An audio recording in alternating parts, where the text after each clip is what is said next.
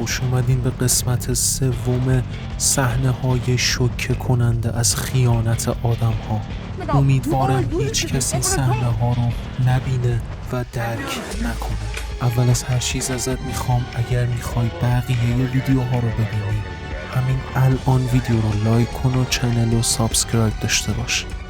بریم که 10 تا از این صحنه‌ها رو با هم ببینیم. Are you on video right here? Cheated? No. وقتی این مرد سر زده به هتل برمیگرده، پارتنرش رو توی همچین وضعیتی میبینه. رفتارش شوکه کننده نیست؟ عجیب نیست که اصلا به روی خودش نمیاره، انگار که هیچ اتفاقی نیفتاده. You've been cheating on me this whole time.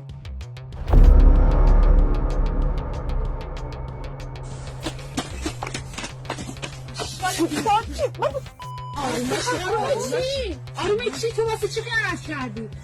اینجا نشستی به من خیانت کردی؟ اونم با کی؟ تو پارک؟ این همه وقت گذاشتم این همه بهت رسیدم. توضیح میدم. توضیح چی؟ تو به من خیانت کردی؟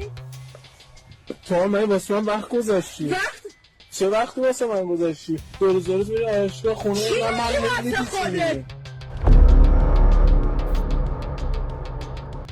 This is why you come to Miami for! This is why you come to Miami! This is why you come to Miami! What? You think I'm still out there today? Tatted on me! I got your name tatted on me! وقتی خیانت این خانم لو میره و دوست پسرش بهش میگه من اسمتو تتو کردم، خیلی راحت در جواب بهش میگه میخواستی این کارو نکنی، چرا همچین کاری کردی؟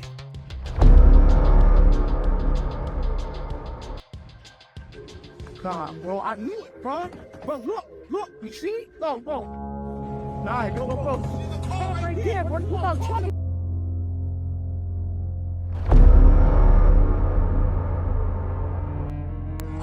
This is her boyfriend, man. Yeah, this is her boyfriend. Did you know تو that این she had a صحنه boyfriend? میبینیم که دوست پسر این دختره سر بزنگاه رسیده و دختره هم خب تا جایی که میتونه داره سعی میکنه بگه که همه چیز یه سوء تفاهم ساده است. نظر شما چیه؟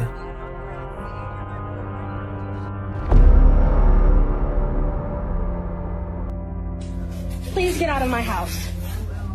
Now, please. تو این ویدیو هم میبینیم که این دختر با پررویی به همسر اون آقا میگه که من میدونستم تو میای خونه و بعدم با آرامش و لبخند از خونه میره بیرون.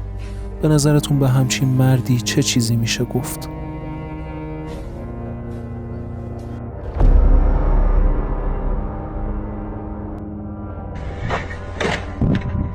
Oh, look, another guy sleeping in my girlfriend's bed.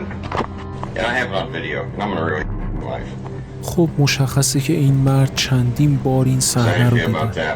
به نظرتون چی میشه که یه مرد همچین صحنه یو میبینه و هیچ اقدامی نمیکنه؟ I love you.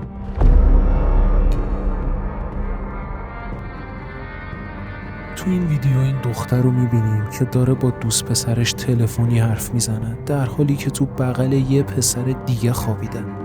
چطور میتونه یه آدم انقدر کثیف باشه؟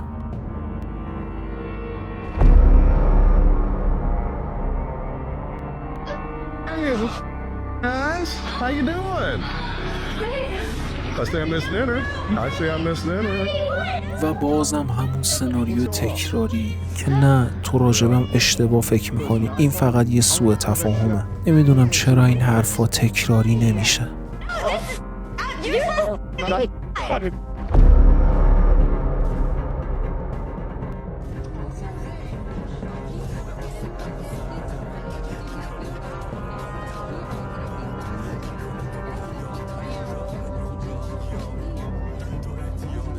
مرسی که تا اینجا همراهمون بودی. اگر تا حالا خیانت دیدی یه قلب شکسته کامنت کن و اگر به این ویدیوها علاقه داشتی این دوتا ویدیو رو هم بهت پیشنهاد میکنم. فراموش نکن ویدیو رو لایک کنی، چنل رو سابسکرایب کنی و زنگوله کنارش هم به صدا در بیاری.